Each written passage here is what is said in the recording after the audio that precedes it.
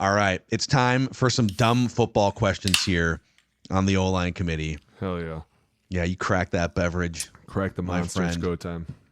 So I'm going to throw out a couple of dumb football questions to you, just with some stuff from week 4 in the NFL, and then we'll get to some audience questions here. All right? Mm-hmm. Are you ready for this one? Yes. Dumb football question number 1.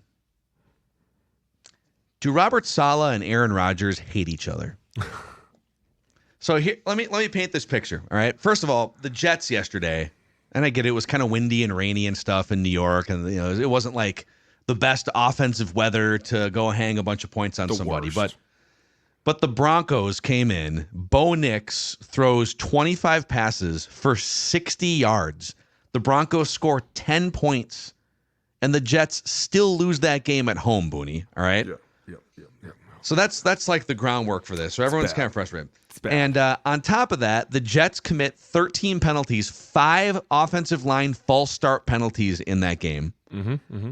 And after the game, reporters asked Robert Saleh, "Hey, those 13 penalties, the 5 false starts, coach. Hey, coach, what do you think, coach? Well, how would you fix it?" And Robert Saleh, and I'm paraphrasing, he says, we might have to just sort of cut down on these cadences because Aaron Rodgers is known for trying to get guys to jump off sides and get the free play. Yeah, or get the defense to tip what they're doing, right? If you go hard count and boom, like a linebacker drops, well, now maybe he's not coming. And so Saleh says, we might need to calm down on some of these aggressive cadences. So, of course, the media goes to Rodgers. Right to Aaron, so Coach said that you guys may need to scale back on some of these cadences. So it's confusing the offensive linemen. Is that something that should be considered? And Aaron, of course, smugly goes, well, that'd be one way to do it. Or the coaches could hold the players accountable who are jumping early would be another way to do it. And this comes after that weird sort of shoving interaction from like a week or two ago on the sideline. It's not over. Yeah. So I don't know. Do you think those guys hate each other? Is my dumb football question. For sure I do. I definitely do. I do. Dude. I'm sorry. I think that the minute that they threw that in Aaron Rodgers' face, he was probably like, fucking guy, why is he talking?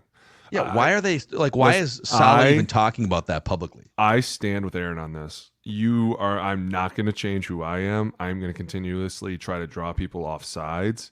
I am going to go hard into my cadence.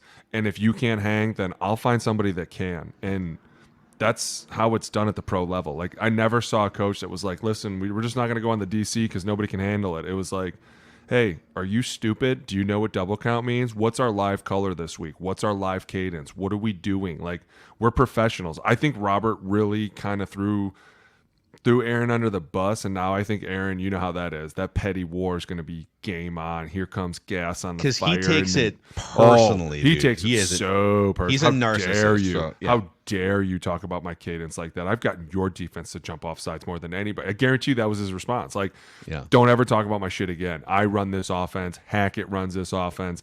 But more importantly, coming into a revenge game, which I totally forgot about this, but somebody was talking about it earlier. And the Nathaniel Hackett versus the old, what's his name in Denver? Sean Payton. And you Sean Payton crapped all over Hackett on the way out, right? And then Hackett last year beat him, and everyone was like, oh, yeah, there we go. And now you let him come into your house and beat you. And, dude, there is nothing worse than losing a game in your house like 10-9. We lost to the Panthers one year, and it was 10-7. And I remember thinking after the game, how the fuck did we only score 7 points? Like, what are we like? There is nothing more physically draining than turning around and being like, 9 points, huh? Yeah. That's it? That's all we can do? That's all we're good enough for? Oh, by the way, now we got to fly all the way over the Atlantic and go play this Vikings team who's just going to play chess with our quarterback. Like, up, knight to rook 6, can't stop him. Here we go, queen takes bishop. Like, you're just going to get your ass filleted. It is not the week to get right if you're the Jets. That Traveling was to my London point. against that, yeah. I think you're coming into a really bad phase. And I know I'm so glad Jay's not here to talk about this because he was all like, oh, Aaron Rodgers and all the this Jets, shit. the Jets. Yeah, not only is he coming off an Achilles, but we all forgot he's just really annoying at times. And now you've kind of pushed on his button. And it's interesting because his own coach is doing this. And it's like, what kind of separation is this going to start to cause the Jets? And this was the year that everyone was like, dude, it's boom or bust. This is it. And it's like, things are not going well. Not going, and I'm not saying that the weather wasn't a factor. It certainly was, but at some point we'd be like, "Hey, maybe we just stop throwing the ball. Maybe we just do a couple of these. Maybe we toss it out here. Maybe we do something like this." Like at some point, I watched a couple replays from Red Zone, and the ball was going like sideways off their hand, and I was like, "Okay, maybe we just." I mean, So I only coached seventh Rodgers threw the ball 42 times in that game, and it's a close game. It's not like they were down. Oh crap, we're down 17 rip in the first half, and now we need to throw the ball. Yeah, it in was a like close, 3-0 windy, wet game, and you got I don't know, man. And they ran 23 times for 64 yards. Is Rodgers? I mean, is he checking from runs to passes? Are they game planning 42 passes in that game? I don't know, but the minute I get outside as a 7th grade coach, I'll be like, "Hey, we're not throwing the ball today. Why? Because it's wet and windy, stupid. Bad things happen when it's wet and windy. I don't even want to run the ball today because it's wet and windy. I don't know what to do. No, you know what? I got this. Here we go. Check, boys. Check, check. You know the O-line was probably like, what the fuck did he just say? What? By the way, that's Aaron Rodgers calling you right now. To tell you that you've betrayed him. My phone is just blowing up today, and I don't know why. So many people calling. You're so popular, man. Here's the Jets' upcoming schedule, by the way. So they're sitting here 2-2. That home game against Denver was supposed to be just a win, get you to 3-1, and then so they're 2-2. They go to London to play the Vikings next, which you already brought up. Oh, and then they come back and they don't have a bye the week after London. They play the Buffalo Bills the week after London. Now that's a Monday game, so they do get an extra day of rest. And then again, no bye at Pittsburgh in week 7. Those are your next 3 games. Yeah, that's going to be exciting. And honestly, I don't know when people were like, we don't need a bye week after London, but that's going to be one of those weeks where you're like, probably could have used a bye week. Could have used it with our 40-year-old quarterback. I mean, dude, it's going to be, I really don't see this Jets thing ending well. Dude, you're just talking about 2 different guys. Like Robert Saleh is just a defensive guy, and Aaron Rodgers is very boisterous on offense. And I feel like the media may have picked that fight a little bit and been like, let's try and get these 2 against each other. And what's the fastest way? Pick on Aaron's cadence. Say something about the way he plays. And instantly he's going to go into defensive mode. And I just don't see this ending well. And Jay can come back and rebuttal tomorrow, but yeah. I don't. Yeah. One more thing, too, just in terms of history and father time. Only 3 quarterbacks in NFL history have posted a passer rating above 85 in their age 40 season or older. Brett Favre in 2009, Drew Brees a couple of times, and Tom Brady multiple times. Yeah. But it's like, what we do is we use like Tom Brady and Drew Brees as examples for, well, those guys were awesome when they were 40. So any quarterback should be awesome when they're 40. And there's 2 of them. Those guys weren't coming off torn Achilles and playing in a weird situation. You're telling me that in like 100 years of football history, there's only really been 2 guys that have really done anything over the age of 40. Yeah. And we're over here like, can't they be like these 2 guys? Yeah. So stupid. Usually you're broadcasting by that point. So, okay. Dumb football question number 2 from me. Is Trevor Lawrence kind of a bust? So 9 straight losses with Trevor Lawrence as a starter. He just got that big contract. He has an 84.5 career passer rating, which is 5 points worse than Gardner Minshew's career passer rating. And we paid him $300 million. And I've been a Trevor Lawrence guy. But like at some point, he's not driving winning. The owner came out like 2 months ago in Jacksonville, Shad Khan, and he said, this is the best collection of talent and coaches we've ever had in Jacksonville's history. And we are excited to push forward and win. Like, great thing to say if you're the owner of a franchise, right. By the way. Yeah. People were asking Doug Peterson at the press conference after they lost their 4th straight game to start the season about his job status, and he was like befuddled by the question. Like, why? That's Wait, what? an interesting question. What? So I don't know. I mean, is Trevor Lawrence kind of a bust? Dumb football question. I don't want to say no because I've seen him make plays, but I've also seen him get destroyed. And it's kind of like, hey, at what point are we going to figure this out? Now, you go into Houston and you play a really tough game. And that's one of the things that people are going to not forget about this is they're just going to look at this record and go, well, they're 0-4. But they played a really good Houston team. And, yeah, they've come up short this year a lot. But at some point, it's like, whether he's a bust or not, and this is where I kind of have a hard time saying is like, they just paid him. Is he a bust after you just paid him? Like, no, there's no. I know. There's ways to look at it. He's not a bust in the way that like Josh Rosen is a bust or Jamarcus Russell is a bust, but relative to what he was being billed as, like the next once guy. every 10 years, a guy like this comes around, right? Remember when he came out, they were like, he's only lost 2 games in his entire life, and I was like, wow. Well, now he's going to go play for the Jaguars. So. Right.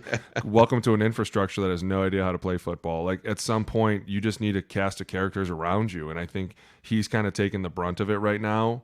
They played a really tough Houston team, and they're 0-4. And I think Doug Peterson being shocked by people being like, are you worried about getting fired? Is more shocking than anything because you're 0-4. And people are like, but they said this was the best it's ever been. What the fuck?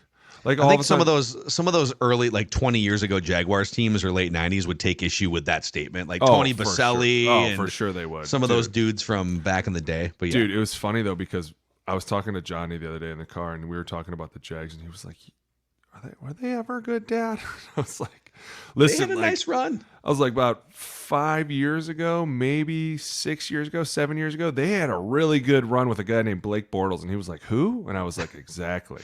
Their real run was Tom Coughlin before Coughlin went to the Giants, but that was like 25 years ago. Yeah, no, you're talking way long ago. But like the last time, and that's why I'm like, man, they really can't win with Trevor Lawrence, a guy who has won his entire career, his entire life. And the minute he gets put on this team, he's just losing after losing, taking hit after hit after hit. And it's going to fall on Doug Peterson because you're an offensive mind, and offensively, it just doesn't look good. And I would be prepared. Absolutely. Especially in that division. Like, dude, you got the Colts. They're kind of figuring themselves out. You got Houston, who's not playing extremely well, but they're still winning. Like, it's going to be an uphill battle for them, I think, this year. And honestly, I don't know that Doug makes it after this year. Well, I think he's in jeopardy, like, middle of the season here. Yeah, it's getting really close, dude. It's getting really close. And I don't know. You look at their division right now, and they're kind of like, we're supposed to be like Houston. That was our plan. We were going to be the next Houston. Like, where did we go wrong? What the fuck? And it's a lot of things are wrong with that team right now. And it starts, like you said earlier, the infrastructure, right? You have to have the right head coach and GM in there, and they have to be building towards the same goal, and they have to be constantly trying to get creative with things. And at some point, you're like, I just don't see it anymore. And they do still have, according to the New York Times / The Athletic has like playoff odds report. And even at 0-4, they still have a 10% chance to make the playoffs because they're probably one of the better talent-wise 0-4 teams we've seen maybe ever in the NFL. But yeah, that's a hole that really no NFL team digs out of. But that's such an ironic statement. Like the most talented 0-4 team. Like at some point, talent meets opportunity, and it has to go out in season. And if it doesn't, that's why I start to look at the head coach like, hey, we're really talented, and we're not doing anything. This is starting to start with you now instead of them, right? Like, that's why I think people are like, you worried about your job? And he's like, wait, what? I didn't even think about that. You should. Yeah, now he is. Now he's. Yeah. He called his wife like, hey, man. Has anyone been calling you talking about selling the house? What's going on? Should we be updating our LinkedIn profiles here, honey? Something wrong here? Yeah, you're 0-4. Let's get to some dumb football questions from the audience here. You can always send them in via the YouTube comment section we try to stockpile as many as we can here. Let's start with Monster Peanut Sparkle. That must be Alex's alter ego screen name here in the YouTube comment section. You found it. He says, or she says, what do players do with the game balls after the coach gives the game balls out? What do you mean? What do we do with them? Frame them, like put them up, put them over your house. So you just take them home, and kids play with mine all the time. And sometimes towards the end of my career, we would have the balls painted with our kids' names on them instead of ours, so the kids could have a ball. And all my kids have one, which is super cool. But they're really cool when you go back, because maybe 6 months ago, I was going through the storage room and I found the box of all my jerseys that I've collected over the years, and there's some really cool jerseys from other players. Mm-hmm. What's really in there? Cool. Dude, there's a Randy Moss jersey in there. There's a Frank Gore jersey in there. There is a Patrick Willis jersey in there. There's a Staley jersey. There's a Kaepernick jersey. Wow. And then you start talking about the other teams. There's all the old linemen around the NFL at the time. So it was like Kyle Long jerseys. Super fun stuff. But it was cool because at the bottom of the box was all my game balls that I had really gotten. And Johnny was kind of going through them. And I forgot that I had gotten a game ball because David Akers kicked a 63-yard field goal. Johnny was like, Dad, you were on the number one field goal team at the time? I was like, oh, that's right, we did. We kicked that 63-yarder in Green Bay. I remember that memory. It's so cool because when you see that ball, it brings back the memory of the coach giving it to you. And you being like, oh, I remember why we got this. There's one from Monday night. When I was young, we played the Steelers, and we ended up beating them on Monday night, and I think we ended up running the ball really well. And so we had 250 yards rushing, so I got a game ball for that. And it was all these small memories that you're like, dude, I remember. Because I remember that game because the transformer blew before the game. And then the lights cut out for that game, and so we had to go out and re-warm up. But it's cool because when you see the ball, you're like, I remember exactly why I got that. And it's really fun, especially when the kids are like, what would you get that one for? You're like, oh, Buffalo. Ran for 350, passed for 300. What a day. I remember that day. They were asking us not to run power again. I was like, God. It's fun because simple things, like just looking at a ball and seeing a score, you're like, I remember that fight. God, that was one hell of a fight we had that day. It's just so cool. But they go home, they get framed, they get put around the house. Sometimes the kids get caught throwing them around, which pisses me off because it messes with the paint. Really, yeah, they wear them. So when an offensive lineman gets a game ball, is it usually that all of the offensive linemen are getting a game ball in that game? Or most of the time, but sometimes it can be for one guy. One guy did something really cool, or I know at times a guy would have a crucial block. If we won a game on a one-play touchdown that went a long way and a guy had a crucial block, they'd be like, and a game ball to so-and-so for running his ass off down the field and destroying somebody. But remember, every game ball is a fine. So every one of them you're looking at, that's another thing it brings back is you're looking at all the balls, you're like, that's a lot of money. Fuck, that's a lot of money I gave away. Yeah, but it's cool because it keeps you honest, and I think the kids really like them. And it's cool because how they paint them. They put your name on it. The old Niner ones used to be super detailed, and then the newer ones became more machine painted. But it's cool to see them. So they throw the ball in the locker room, but then you give it back for someone to put the white paint on one of the quarters of the football or something. No, right? They'll at the team meeting, they'll be like, game balls going to so-and-so, so-and-so, so-and-so, and you go in your locker and it'll be there. And if you wanted to get it repainted with a different name, you just take it to them and say, hey, can you put Johnny on this? And they'd be like, yeah, for sure. And they just go take it away, and a week later it comes back. It says Johnny Boone on it. Super cool. And then do they only do game balls for wins, right? Yes. For losses, you just sit there in your own silence after a game. Suffer in silence type of shit. Taping your hands, yeah. Yeah, I mean, at times you'd get a game ball for a win and you'd be like, I don't know if I deserve this. And that's the one thing I think about the league that's so cool is that you see the bar set so high that at times you're like, I didn't play very well and we won. And they're like, oh, game ball to the old line. And the whole line's like, oh, we didn't really play very well. I don't know if we deserve this, but okay. And then all of a sudden everyone's like, shit, now I got to pay this fine. Yeah. And sometimes you're like, can I return the game ball? I'll give it back. Jason Vanderlind says, when does the offensive line get to play in a pass set stance without the hand in the dirt? When it's a more obvious pass situation down, or for a lot of the game, does someone give the thumbs up for it? When do you put a hand in the dirt, I guess, is what he's saying. And if it's aren't you giving it away if your hand isn't in the dirt, that it's a pass. No, a lot of teams run out of 2 points now. I think if you're a guard, your hand's always kind of down unless it's third down, and then you should always be up because you should see what's going on. Tackles have a rule: if it's your open side, so if there's no tight end next to you, you have the chance to be up or down. A lot of times, backside on like powers, tackles will be up because once again, you think it's a pass and it's really power the other side. So he's going to get a big speed rush, and then he's just going to club them by and be like, "That was easy." But for the most part, anytime it's a real passing down, like anything over 3rd and 4, you should be up always, just so you can see what's going on.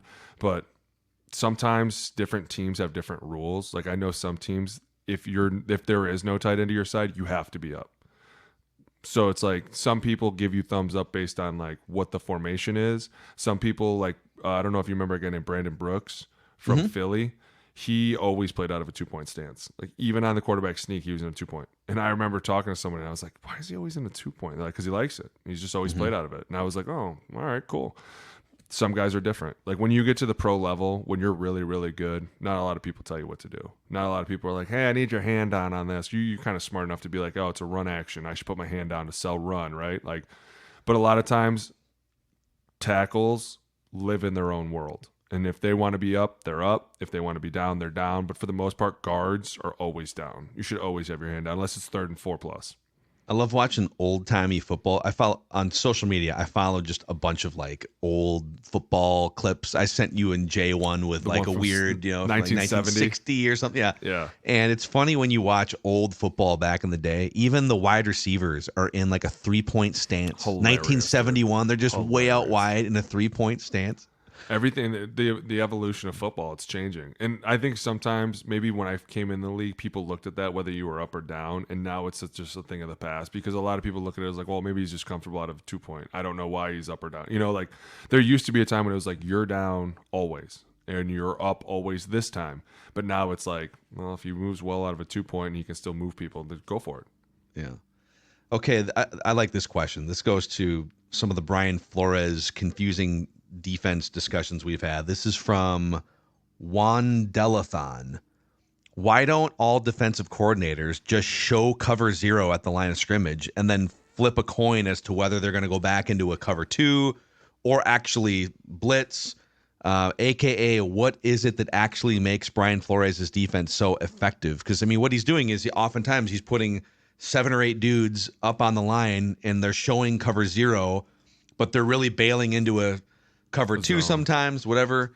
So I'll just translate this and ask, why doesn't every defensive coordinator just show a cluster bleep at the line of scrimmage like that? Because not every defensive coordinator is into that. Like we just talked about Vic Fangio earlier in part 1, and he is the exact opposite. I rush 4, I show 4, I do this. Like everyone has their own mindset. I think that if you're going to play the very intricate game of chess on defense, you have to be all in. Like you are all in, all in. You know everything that this defense produces. You know all the outs. You know where all the problems are. But you have to make sure that everybody on the field knows that too. And it's very hard to do, to be like, hey, listen, on this look, we're going to do this. And on this look, we're going to do that. Like, we've talked several times about why this defense is so hard to block. It's because when you look up there, now that the number changes happened, you're seeing a ton of different numbers. Everybody's in a different role. One week, this guy's the nickel. The next week, he's a safety. Now he's a linebacker. Now he's playing 3 technique. Like, everybody's moving around. So when you, as an offense, break this film down, like say this is Monday, we'd be watching the film from the game, getting yelled at or getting praised, whatever it is. We would start to break down that film. A lot of what our coaches would say would be very simple. They'd be like, hey, listen, if this week you don't know what you're doing, don't get on the bus. Okay? If you don't know 100% for a fact what we are doing, you are not allowed to play. Because you're going to get somebody really, really hurt. Like, there's a lot of mental thinking that goes into it, but think about it. For every thought the offense has, how many do the defense have to have? Because they have to have the answer if there's a problem. And all of a sudden you're like, hey, I'm trusting that Van Ginkel knows that on this blitz he has to be in this zone, because if he's not there or he accidentally rushes, boy, there's a big void out there. Like, there's a lot that goes into it. You have to be very, very detailed. And yeah, on the opposite end, you have to be even more detailed, because you have to be able to pick it all up. And at times you're starting to see people like throw in different protections to be like, what do we do about this? But then all of a sudden Flores is like, well, we're all just dropping anyways. Like, now we have 2 guys in the backfield. Now we've kept 2 of their pass rushers in the backfield. Like, it's a whole chess match that everyone keeps playing. But the reason that nobody does it is because, number one, Brian's very smart. Comes from a very smart tree. But two, he's very involved. Like, he's very like, listen, everyone's on the same page. We have to practice with a purpose. We have to be out here with intent.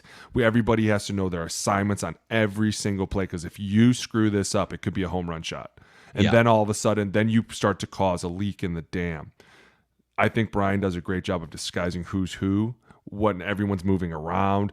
Like, we've talked about it on Purple Daily.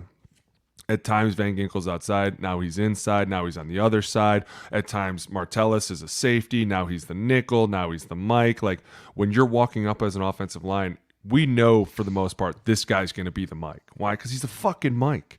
But when you go into a game like this and you're like, shit, he's not the Mike. This guy's technically the Mike. It starts to move the protection around. And then everyone's like, well, wait a minute. If he's a Mike, then who's he? And who's he? And who's he? Right? Because I saw him as the Mike before, and this was their 3 technique, and now he's an end. But if he's the Mike, then he must be the Will, which makes him it's like, it just spawns down this rabbit hole. He's done a great job all year of keeping it buttoned up, like keeping people kind of at bay. The question becomes, the first team you play that starts to be like, we know exactly what you're doing and here's how we're going to defeat it. Like, then that becomes the next level shit. But for the most part, dude, you're talking insanity of a lot of talking, a lot of communication. And Jay and I talk about this a lot off the show, is teams like this, you're calling your friends that you're playing next to. You're like, you sure you got this, right? You sure you're sure. You're positive. Like, the night before the game, nobody's sleeping because everyone's like, well, what if they make Harry the defensive end? Holy shit. I didn't even think about that. Like, right? Like, you're just like, whoa, blah. Then we have a free rusher. If you're going to show cover 0 and you're going to ask, this player, that player to bail back to a spot and get into a cover 2 or whatever it is, those players have to be, you can't just ask anyone physically, right? Like, no. If you're going to run back, get to a spot, you can't get beat by the tight end up the seam when the ball is snapped. Can't get beat on the flat route. Can't get beat on the post. You got to be fast enough. You got to be reading the route as you're maybe retreating back to a position. You don't get the luxury of sitting back and surveying what's happening in front of you. You're like bailing back while the ball's being snapped, right? But a lot of that is, you're confident in what you know. You know they're going to run this route. Like, there is only so many trees that the offense can run, and you're like, hey, when they show us this, it's a good chance it's this kind of a route. So let's get to this. But at the same time, everybody could do that. Like, everyone's over here like, oh, man, Harrison Smith's been incredible for years. Dude, there are a lot of safeties that could do that. It's just these defenses have always been like, this guy's really smart. Let's use him in the defense. Or let's go out and find smarter defensive players who maybe aren't as talented but can show up and all of a sudden cause more problems on the offense. Not through pass rushing, but through numbers. And all of a sudden, like, oh my God, we totally missed this guy and he slipped through the A gap and destroyed the quarterback. I thought he was the Mike. I thought you mic'd him. No, he's not the Mike.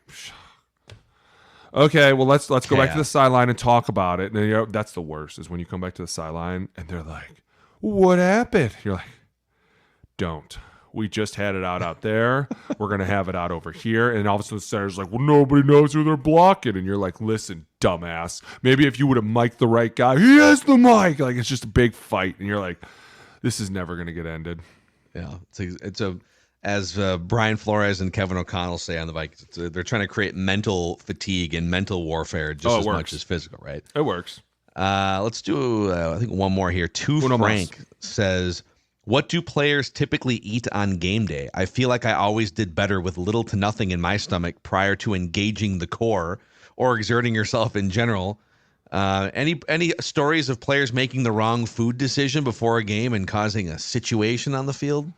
What's your food situation? I don't know anybody that really, because the food is always the same. They always have the same thing: rice, white and brown, broccoli, potatoes, sweet and white, fillets, chicken breasts, pasta, eggs, bacon, potatoes, fruit. And this is the night before, or like the morning is the day of? The morning of.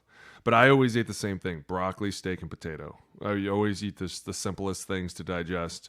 But I agree with what he said. I never wanted to eat too much. So like by halftime, it was like, okay, I'm starting to get hungry. But then it was weird because it would put you kind of in like, that feeling where like you feel like you're really, I don't even know how to describe it. You get it when you're hungry and you kind of feel like you're running on E. And you're like, man, I could go all day like this. Like you just feel like there's nothing in the tank. So you're like, man, I'm great. I'm just burning shit. I like to feel like that by halftime. I know some guys used to eat a ton. I knew a guy that used to bring food on the bus and bring it for halftime. And I was like, no way this guy just brought this. He brought like a steak, 2 potatoes. I was like, there is no way he just brought this. And it was a starter. He was old when he came to us, and he was like, I like to eat. I was like, was it Mark Sanchez was eating hot dogs on the sideline that one time? No, hot dogs at halftime were the best, especially because if you have the ability to eat the hot dog at halftime, things were going very well. Or it was the preseason, so you weren't playing. So it was like, let's just eat. But most guys don't like to eat a lot on game day. I think the question that everyone's really asking is, where do you go after the game to eat? Because everyone's going to tell you the same thing. I eat steak, broccoli, and potato for the game. But after the game, if we won, it was on. Like, it was like you could go anywhere you wanted. You'd see half the team there, steakhouse, just go eat. If we lost, it was In-N-Out, McDonald's. Like, it was like, I just don't even deserve this. I can't believe we lost Straight this game. home. Yeah. Dude, straight home. So pissed. Always try to stop at Sonic and get a little shake, though. Don't tell anyone. Oh, dude, those Sonic Talk shakes were dirty. right off of 494. I used to just slip down there after we'd go to maybe every now and then Cowboy Jacks after the game. Oh, and just wow. see a couple people, talk a couple things, get yelled at a little bit. Jacks. It was, dude. We used to have some fun, man. But only if we won. Dude, I remember one time. This is so awkward. We beat the Packers in the first game in the stadium, right? Mm-hmm. And we were leaving. And as I was pulling out, I was on the phone with someone, and I won't name names, but they were like, "Hey, are you coming to Jack's?" I was like, "Of course, I'm gonna swing by real quick." And as soon as I ended the call, I looked to my left, and it was Mike Zimmer sitting in his car. He was like, in the player parking lot, or no, at we were Cowboy we were Jacks? out. No, we were out driving on the road, but it was so backed up that I was stopped and he was stopped, and my window was down. And they're like, "You coming to Jack's?" I was like, "Yeah, I'll be there in a minute." And I looked over and I was like, I'm gonna go home. You guys need to go home. Yes. Home. Go study film. We have a big game coming up again next week. Go home. Mike's like, you better go home. Okay. Yes, coach. Yes, coach. I'm 30 years Nothing old. to see your coach. Do whatever I'm told. So fun. Man, Cowboy Jacks. We might have to start doing some O-line committee Cowboy If Jacks you want to do something, dude. I am totally in to do a live show somewhere. Totally in at a Cowboy Jacks. How many? Is Cowboy Jacks like a national thing, or what's the? I don't think so. Is it just Minnesota? Cowboy Slims, Cowboy Jacks. Cowboy Jacks. Oh, there's the one downtown. There's like 5 of them right now. Yeah. Oh, is there really? Yeah. Isn't there one in Plymouth? Around. I drove by one in Plymouth the other day. It brought back memories. I was like, this wasn't the one we used to go to. Where am I? I think they're all pretty similar. Once you get the inside. Rooftop. No, more fights started on that rooftop. People just need to calm down, man. Dude, I'm telling you, so many people. And you know who the best person to go there with? It's Phil Lodholt. Because people just wanted to run their mouth to Phil, and Phil was quick to be like, all right, then it's on. Why would you run your mouth at a 6'7", 360 pound 6'8"? Yeah. The dude was huge, and that's the nicest guy. I don't know why so many people talk so much shit to Phil. And I was like, this is insane. But it was a lot of fun. And I mean, honestly, I don't know anybody the only time I ever dealt with somebody that got sick was Goody had the flu for one of our playoff games, and he had it all week. And then he had it the night before the game. And so, before the game, they were giving him IVs. And I remember he looked like death. And he was like, just don't let anybody touch me. Me and Mike were like, no problem. We got this. You come out when you're ready to come out. He missed the warm-ups, came out with us, just sat on the bench, didn't say anything the whole game. I remember he would line up and he'd point out the mic, and he'd be like, him. And the rest of us would be like, here we go, loco. He was like, I don't want to do this today. But we needed him to get us going. And I remember that was the Green Bay game.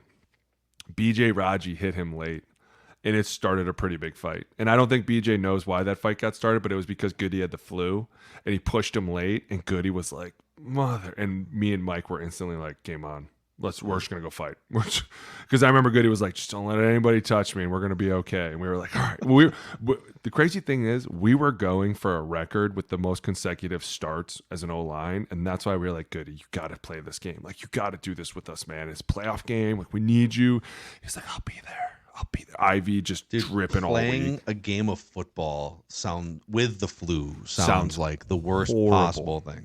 Horrible. I'm not kidding. I couldn't imagine being out there dizzy and sick and being like, I'm on Aaron Donald. Let's fight that. Like, you'd be like, no. And that was back when Green Bay had a squad up front. So we were like, this is going to be a fun game. Thank God we won. Ugh. I know. It's puking on the football. Just disgusting, Oh, man. God. No, he never did that. Goody was so much cooler than that. Jordan, why didn't you throw the pass? Or Malik, whoever it was. Why didn't you throw a pass on that play? It was soaked in Myers threw up all over it. vomit. Yeah. Pretty gross. So keep sending your dumb football questions in every week, and you'll get them answered by a couple former NFL offensive linemen Not gonna here. lie, Mackie. That was an awfully soft showing for not having Jay here. We could have went way wild and gotten in so much trouble. Yeah, I think people are sending in like Serious questions. good Yeah. football questions. No, yeah. we want bad ones. I want bad ones. Let's challenge the audience. Send us some Pre-game think meal. Come on, that's too easy. I like to have a yogurt with some granola and some fruit. I like to stay light and fit for the day. Yes. I mean, what if I would have just been like, I like the house down like a pint of ice cream, 6 cookies, bag of Skittles, and I'm ready as much to rock. lactose as possible before a football game. That's what I will say at times you would watch guys eat food and you would be like, how come I can't look like that and eat that?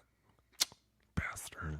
Why Like, does you just nobody get ask so me what my pre-podcast show routine is? Right? They always want to ask you guys what you're eating before football games. You don't want to know what.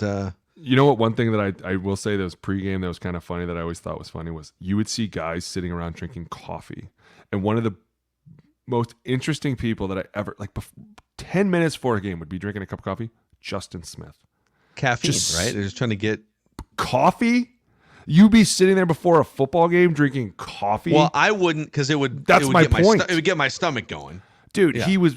What's up, stud? I'd be like, is that coffee? We're going out. He'd be like, I just gotta finish off the pot real quick. I'm like, do you just drink a pot of coffee before a fucking game? What's wrong with this guy? Maybe he pops like an Imodium a couple hours beforehand. There Just are shuts guys the- that do shuts pop the system Imodiums. down. There are guys that do pop Imodiums before the game. They don't want to have to do any of that. I'm trying to think if there's ever been a coach that's ever been like, man, I really gotta.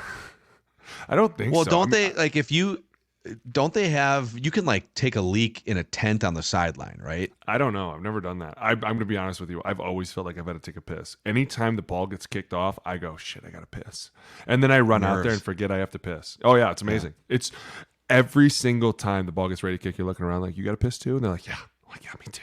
And then you get in the locker room and nothing comes out. And you're like, I swear I had to piss 5 minutes ago. I guess. Yeah, not. I think if I were, because listen, man, I've had since I was 12 years old, whether it's acid reflux or like IBS, I've managed it all. That would be my biggest anxiety. If you put me into a football game right now as a 5'8" pipsqueak, I'd be less concerned about like getting injured and more concerned about is my digestive system going to embarrass me in front of 60,000 people right now? It's not. It's not.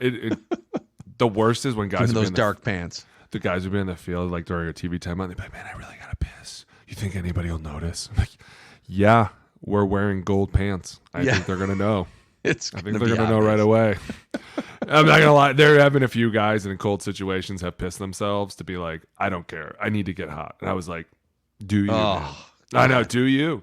I bet the Ravens with those black uniforms, I bet get they away with piss murder. I bet they get piss away themselves. with murder. You can piss yourself. Nobody will know. So many dirty things boys do on the field. It's insane. Anyways, send us in some. Let's go darker. Let's go deeper. We can't with anymore. These dumb Jay's football back. questions. Jay's gonna shut me down. He's gonna be like, nope, don't. Okay. No, I'll sneak a couple fastballs in here. That a boy. And don't forget to click that subscribe button on the O-Line Committee YouTube channel. He's the Rhino, Alex Boone. I'm Phil Mackey. See you guys.